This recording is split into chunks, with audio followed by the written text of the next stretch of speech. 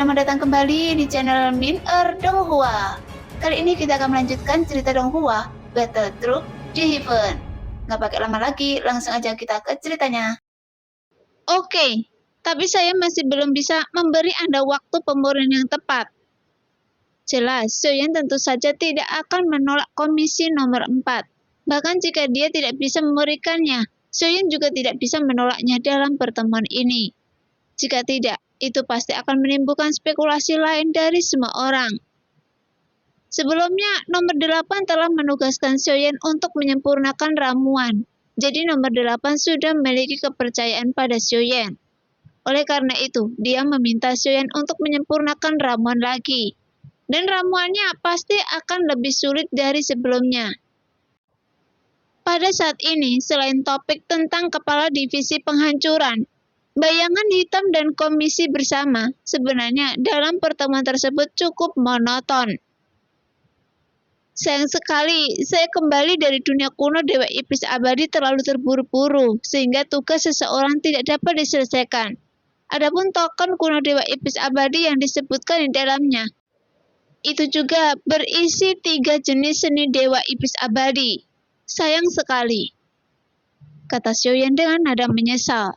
Meskipun jika Soyeon bersikeras untuk tinggal di gerbang kuno, mungkin Soyeon bisa melengkapi token kuno Dewa Iblis Abadi, atau mungkin membiarkan kehendak makhluk Dewa Iblis untuk melengkapinya sebelum dia kembali ke Sensi. Hanya saja, karena ketakutan Soyeon pada nomor 4, itu benar-benar membuatnya sedikit kehilangan akal. Jadi dia memutuskan untuk meninggalkan dunia kuno secepat mungkin. Oleh karena itu, selama perjalanan di dunia kuno Dewa Iblis Abadi tidak sepenuhnya berhasil, sehingga dalam perjalanan ini meninggalkan bayangan penyesalan bagi Soyeon. Untuk tugas yang saya berikan tentang dunia kuno Dewa Iblis Abadi telah selesai. Berikutnya, tugas kedua, tapi tugas ini masih sama seperti yang dikatakan sebelumnya, dan itu semua tergantung pada kemauan Anda. Mendengar suara nomor 1 keluar perlahan, semua orang langsung terdiam karena apa yang dikatakan nomor 1 adalah yang paling penting. Tapi Soyeon masih sedikit terkejut saat mendengarnya. Bagaimanapun dia tidak bisa menebak identitas orang ini. Namun dari apa yang dia katakannya, itu juga membuat Soyeon merasa aneh. Karena token kuno Dewa Iblis Abadi yang Soyeon dapatkan tidak lengkap.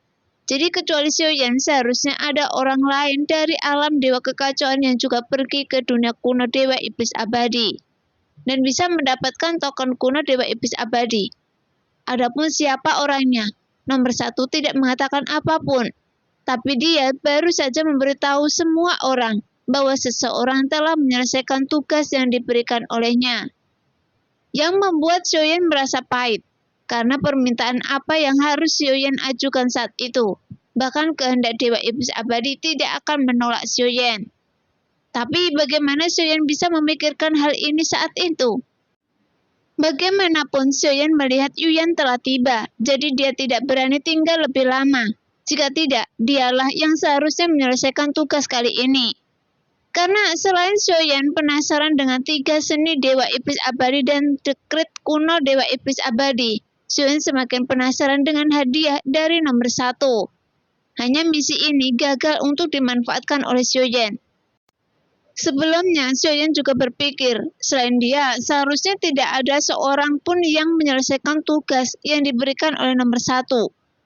Jelas sekali, kali ini Soyeon melakukan kesalahan dalam penilaiannya. Bahkan dia tidak menyadarinya. Misi kedua ada di dunia pegunungan dan lautan. Sekarang banyak reruntuhan yang muncul di sana, dan ada sesuatu yang ingin saya percayakan pada Anda semua untuk mendapatkannya. Benda ini disebut Huyuan Sensan, dan itu berasal dari alam Dewa Kekacauan sudah lama terlupakan. Dan saya baru saja dapat informasi baru-baru ini. Nomor 1 segera menjelaskan misi kedua pada semua orang. Sebuah gunung? Soyeon sedikit terkejut saat mendengar ini. Bahkan bisa disebut gunung keramat. Ini harusnya sangat besar dan itu berasal dari alam Dewa Kekacauan. Secara logika, itu sudah menjadi sesuatu yang direbut oleh semua orang. Dan itu adalah sebuah gunung. Jadi bagaimana bisa Anda yang menyebutkan tertinggal? Memikirkan hal ini, Xiaoyan memiliki keraguan di dalam hatinya, tapi dia tidak bertanya pada siapapun, karena selama dia mengetahuinya di dalam hatinya, itu tidak masalah. Adapun kenapa tertinggal, jika Xiaoyan punya kesempatan, dia juga akan mengetahuinya. Gunung Suci Hunyuan, apakah itu di dunia pegunungan atau lautan? Kenapa saya belum pernah mendengarnya? Kata nomor 5 dengan bingung. Tepat ketika suara nomor 5 keluar, semua orang juga bingung. Karena nomor 5 yang berasal dari dunia pegunungan dan lautan, yang seharusnya paling tahu dengan sesuatu di dunia pegunungan dan lautan. Tapi dia sebenarnya belum pernah mendengar tentang harta karun seperti itu. Itu semua informasi yang saya dapatkan, dan saya hanya tahu kalau gunung ini terletak di dunia pegunungan dan lautan, dan saya tidak bisa memberikan terlalu banyak penjelasan. Nomor 1 berkata dengan tegas lagi. Gunung Suci Huyuan berasal dari alam dewa kekacauan, jadi seharusnya gunung ini merupakan harta karun yang luar biasa. Tapi sayangnya Sensi sedang diserang, jadi saya khawatir. Saya juga tidak akan bisa mengunjungi gunung ini. Xiaoyan berkata dengan menyesal. Setelah selesai berbicara, hanya terdiam setiap pertemuan. Faktanya, Xiaoyan tidak banyak bicara, karena seperti kata pepatah, jika Anda terlalu banyak bicara, Anda akan meleset. Dan kebanyakan dari mereka tidak banyak bicara untuk menyembunyikannya. Jadi hanya 2 orang yang dapat berbicara lebih banyak. Mungkin karena mereka sangat kuat, itu sebabnya mereka tidak terlalu takut. Jika tidak ada yang lain, maka pertemuan berakhir di sini. Adapun ramuan yang dipercayakan, resep dan bahan obat diserahkan kepada seseorang. Saya secara pribadi akan memberikan pada Anda melalui Suyu. Kata nomor 1 perlahan. Tentu saja ramuan yang disempurnakan oleh Xiaoyan juga sama. Setelah semua orang pergi, Xiaoyan meminta nomor 1 untuk berbicara dengan nomor 7 sendirian. Bagaimana? 9. Kabar baik apa yang Anda bawa? Nomor 7 adalah orang pertama yang berbicara. 3 ramuan semua telah berhasil disempurnakan, kata Xiaoyan perlahan. Namun dia tidak mengeluarkan semua obat mujarab seperti pil tubuh dewa iblis, pil dewa laut, pil pengembalian mimpi. Kali ini Xiaoyan telah menyempurnakan beberapa butir pil tubuh dewa iblis. Ada juga beberapa pil Changhai, dan hanya pil pengembalian mimpi yang paling sulit untuk disempurnakan. Sehingga Xiaoyan hanya mampu menyempurnakan 1. Tapi dengan menyempurnakan ini saja sudah memungkinkan kekuatan Xiaoyan menerobos ke langkah ke-9 keabadian Kaisar. Jadi saat bekerja dengan nomor 7 untuk menyempurnakan ramuan, itu juga membuat kekuatan Xiaoyan meningkat pesat. Bagus, hanya ada beberapa pembeli yang membutuhkan pil pengembalian mimpi. Jawab nomor 7 dengan puas. Adapun 2 ramuan lainnya, itu bisa dimurnikan lebih lanjut, sehingga nilainya lebih tinggi dari sebelumnya. Kata Xiaoyan sambil menyerahkan ramuan itu kepada Qi Yi. Setelah memeriksa pil yang diterima, 7 tampil sangat memuaskan. Ramuan semuanya berkualitas tinggi, khususnya ada pil tubuh dewa iblis yang kualitasnya jauh melebihi mampu mempertahankan kekuatan fisik lebih lama dan kuat. Obat mujarab ini bisa dijual dengan harga bagus. Pil dewa Changhai juga bagus, dan tidak ada masalah dengan kualitas pil pengembalian mimpi. Setelah memeriksa pil yang disempurnakan oleh Xiaoyan, nomor 7 memujinya satu demi satu. Namun Xiaoyan tidak mempertahankan ramuan tubuh dewa iblis, karena ramuan ini menguatkan tubuh fisik pengguna untuk sementara, dan memiliki kekuatan fisik sekuat dewa aslinya. Bagaimanapun dia adalah pemilik tubuh dewa asli, jadi itu tidak banyak berguna. Jadi lebih baik memberikannya kepada nomor 7. Karena dengan cara ini, Xiaoyan dapat membuktikan kemampuan alkimia miliknya.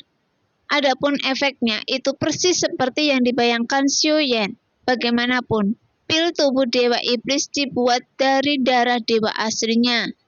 Jadi, kualitasnya jauh melebihi ekspektasi nomor 7. Karena obat mujarab ini benar-benar dapat membuat siapapun yang meminumnya memiliki kekuatan fisik yang kuat. Dengan obat mujarab ini, apa yang ingin Anda tebus? Nomor 7 bertanya perlahan. Bagaimanapun, ini adalah kerja sama ramuan yang disempurnakan oleh Xiaoyan dan memiliki nilai yang cukup bagus, sehingga mencapai situasi saling menguntungkan bagi kedua belah pihak. Bukankah saya pernah menukarkan pil penawar racun tingkat dewa sebelumnya? Mendengar apa yang dikatakan nomor 7, Xiaoyan juga bingung, karena dia telah mengambil komisi terlebih dahulu. Oleh karena itu, dia segera bertanya. Pil penawar racun itu hanya bernilai kecil, dan obat mujarab tubuh dewa iblis sudah cukup untuk menukarnya. Lagi pula, obat mujarab lainnya yang ada sempurnakan juga bernilai bagus. Jawab nomor 7 sambil tersenyum. Namun apa yang harus Xiaoyan tukar? Ini agak sulit bagi Xiaoyan untuk menentukannya. Karena setelah seseorang mencapai keabadian dewa, tampaknya tidak membutuhkan obat mujarab atau semacamnya. Karena kualitas yang tidak diketahui tidak dapat dikonsumsi. Adakah sesuatu yang bisa meningkatkan kekuatan seseorang? Sesuatu yang bisa Misalnya, meningkatkan sesuatu kekuatan yang bisa seseorang. menerobos keabadian kaisar Misalnya, ke ranah sesuatu yang keabadian bisa dewa. mencoba. Sekarang Xiaoyan bertanya pada nomor 7. Bagaimanapun kekuatan adalah Xiaoyan yang paling Xiaoyan butuhkan sekarang. Namun, tepat ketika mendengar kata-kata Xiaoyan, itu menyebabkan nomor 7 terdiam sejenak. Jika tidak ada, lupakan saja, kata Xiaoyan dengan suara yang dalam. Karena dia juga tahu bahwa dia tidak memiliki banyak harapan dengan metode ini. Dan ini hanya pertanyaan sementara. Ya, ada. Tapi barang yang ingin ditukarkan mempunyai nilai yang lebih tinggi. Jadi saya khawatir pil ini tidak akan mampu untuk menukarnya. Kata nomor 7 dengan serius, yang membuat Xiaoyan terkejut. Apakah benar ada hal seperti itu? Nah, demikianlah cerita hari ini. Terima kasih yang sudah menonton video Min Earth sampai selesai. Sampai jumpa di video selanjutnya. Bye-bye.